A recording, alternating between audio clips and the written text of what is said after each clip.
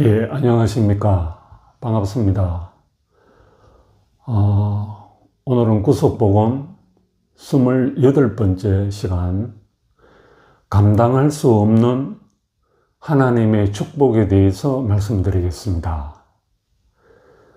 야곱이 130에 애굽에 내려가서 요셉의 두 아들을 이제 축복했는데, 그때 오른손으로는 이제 에브라임을 엇갈려서 축복을 했고, 왼손으로는 므낫세를 엇갈려서 축복을 했습니다.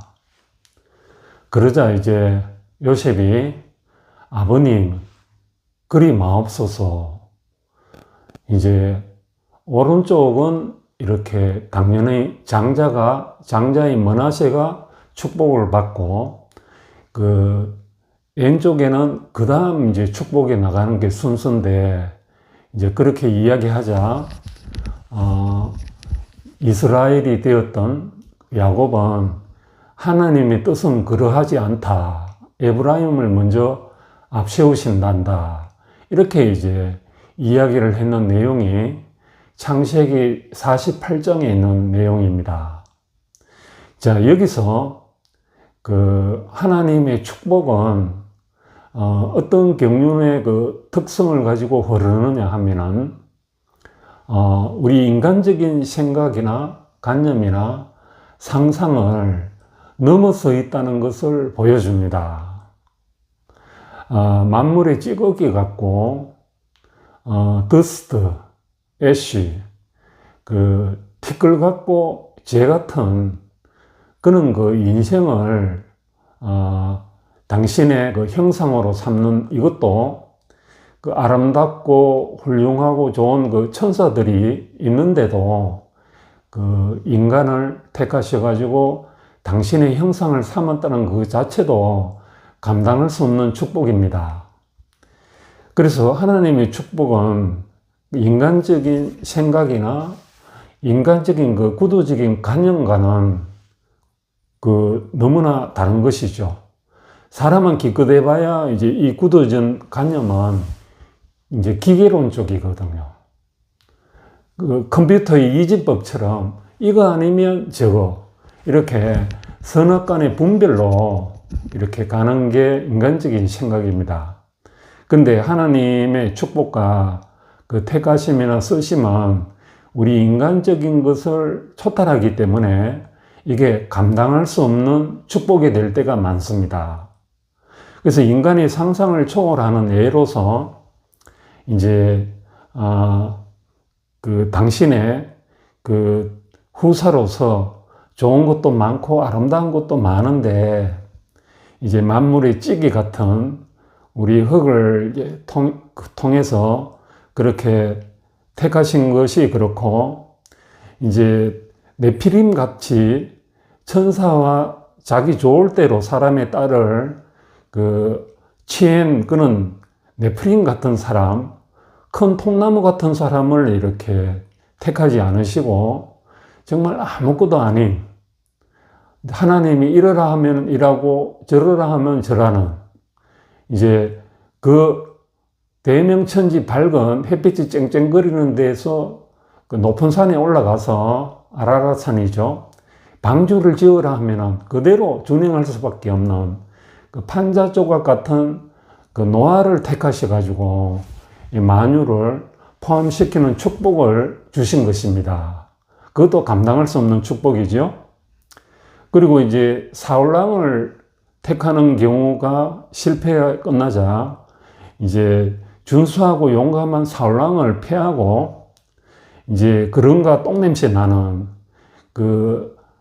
변방에 버려진 작은 목동, 예로운 그는 양치기 같은 다윗을 택해서 이스라엘 왕을 삼은 것도 감당할 수 없는 축복인 것입니다.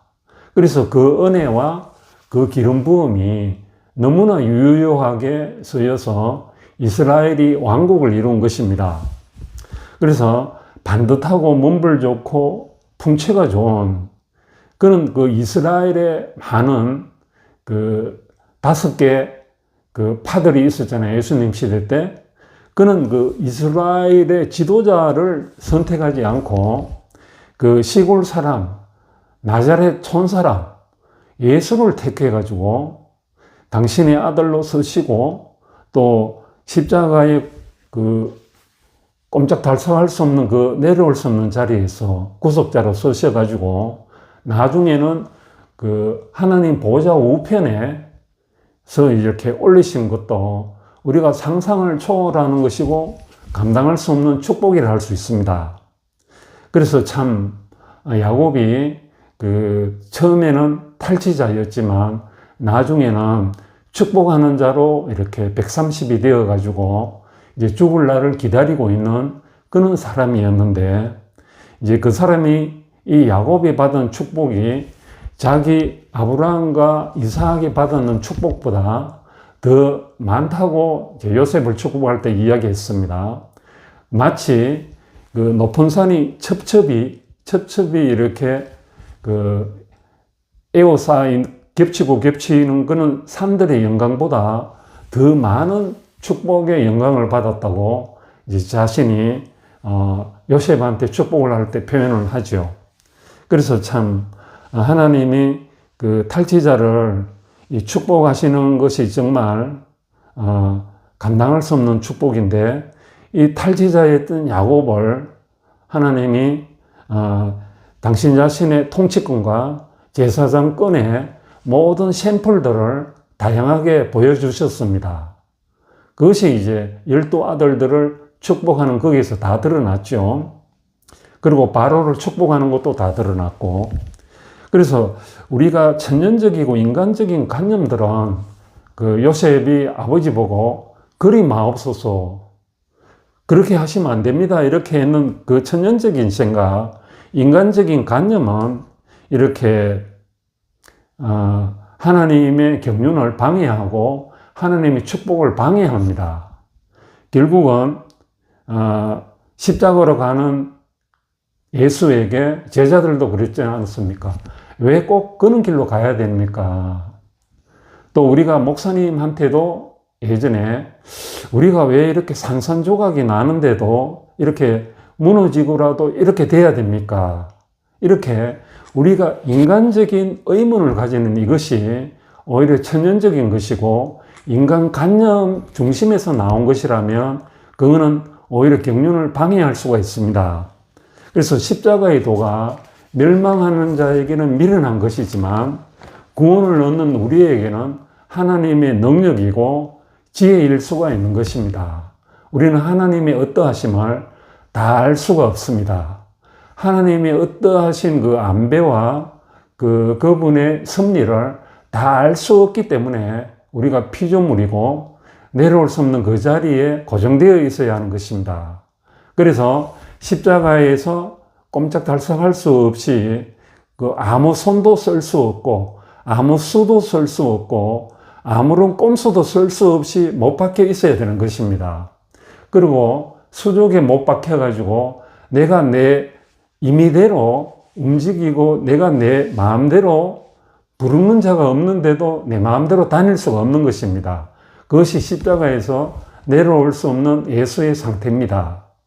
그래서 우리가 번쩍거리는 금으로 이렇게 하나님은 그 재료를 택하시지 않고 수두번한 흙을 택하셔가지고 당신의 그 축복의 길, 하나님의 오시는 길을 이렇게 진행하고 계시는데 이 속에서 나라를 이루게 하신다는 것입니다. 그래서 참 신기하지 않습니까? 12사도가 선택되는 것도 인간적인 생각으로는 유다가 없어졌으니까 마지막 한 명을 제비 뽑아가지고 마띠아를 세워놨지만 하나님의 방법은 전혀 다른 데 있었습니다. 예수를 오히려 초대교회를 핍박하는 바울을 선택하셔가지고 그에게 그 온갖 율법들과 이때까지 배운 지식들을 다 이렇게 새로움을 있게 해가지고 통달하게 해가지고 이제 로마와 소아시아와 이제 세계 전역으로 퍼지는 이런 경륜을 이루시게 한다는 것입니다.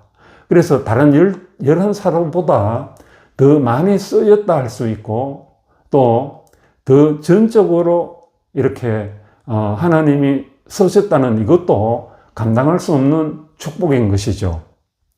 그래서 참 우리가 신기한 것은 우리가 뿌리는 이 구속의 씨도 사실은 이제 씨 뿌리기 전에 물 속에 담기어져야 하는데, 보통 나락이나 오크라를 심기 전에는 일정 기간 동안 소금물에 담그어서 깔아앉는 그 씨만, 또 깔아앉고 난 후에 며칠 지나서 따뜻한 실온에서 싹이 발화된 것만 심으면 거의 99%가 그 씨가 다 발화되어서 생명으로 자랍니다.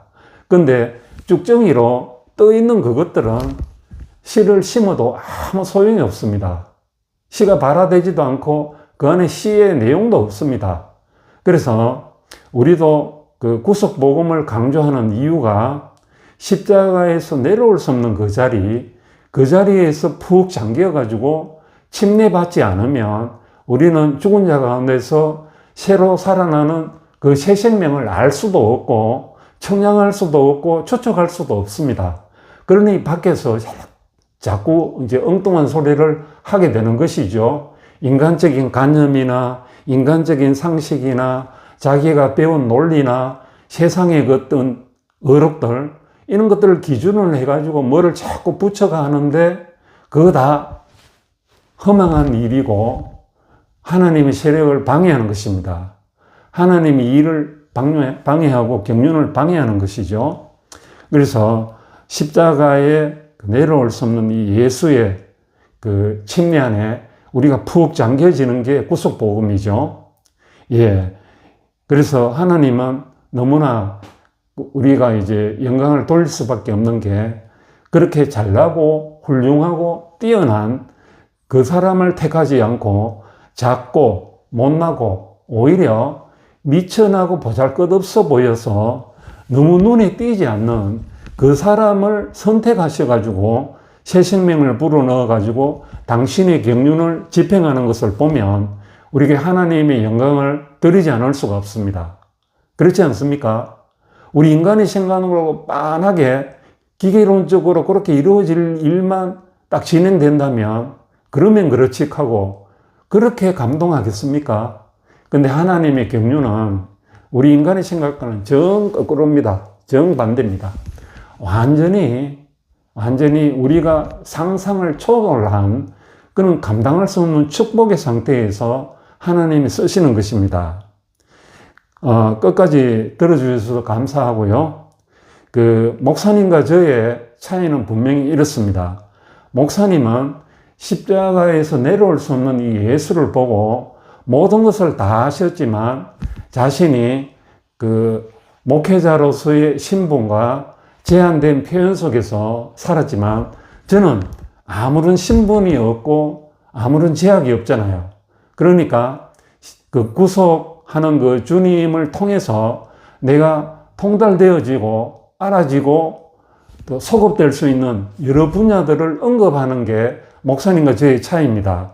왜냐하면 지금의 판은 목사님의 제한된 거기에서 다 알고도 모르는 척 하는 그런 단계와 다르게 이미 다른 계주의 차원입니다. 다른 계주의 차원이고 다른 릴레이의 차원이기 때문에 여기서부터는 만방으로 퍼지게 해야 되는 이 구속복음을 여러 분야에서까지 나는 맛보기로 보여주는 것입니다. 그래서 모든 것을 다 소급해서 퍼질 수 있는 복음이고, 모든 것을 다 그 통합을 해서 이 복음 안에서 해석을 해낼 수 있는 것을 보여줌으로써 이제 새로운 비전들을 갖게 하고 새로운 융합도 가능할 수 있도록 그 가능성을 열어놓는 것입니다. 그게 이제 목사님과 저의 차이입니다. 역할이 다르죠. 아브라함이 굉장히 용감한 거는 파이오니아, 개척자였고, 이삭이 순수하고 또 번영하고 번성하고 정말 그는 그 역할을, 순전함을 다 했다는 그런 그 역할이 있지만, 이 야곱은 그 하나님께 이끌려서 온갖 가정의 연단을 다 받았고, 변화를 받았고, 하나님과 연합이 되었기 때문에, 야곱의 그 릴레이 계주에서는 더 통합적이고, 더 총체적이고, 더 다이내믹하게 펼쳐나갈 수 있는 그는 그 12부족의 아버지로서 더 완전히 총체적인 그런 복음으로 나아가는 그런 그 경주가 되게 돼 있습니다. 그래서 차원이 좀 다르죠. 예, 여기서 이제 야곱의 제사장권과 통치권이 펼쳐져 나가는 것입니다. 그래서 이 참 탈취자였던 야곱, 이 야곱을 지금도 현재적으로 우리 안에서 살아있는 걸로 경험하는 이유는 구속복음 안에서 모든 것이 다 완성되어져 있기 때문에 그 야곱을 내가 야곱인 사람인 것처럼 세세하게 다 아는 것입니다. 예, 그래서 제 말이 이제 길게 나왔는데요. 자, 이때까지 제 말씀을 들어주셔서 감사하고, 오늘은 개천절이고, 또 내일 모레면은 추석인데, 자, 좋은 나날이 되시고, 예, 행복한 시간이 되십시오. 감사합니다.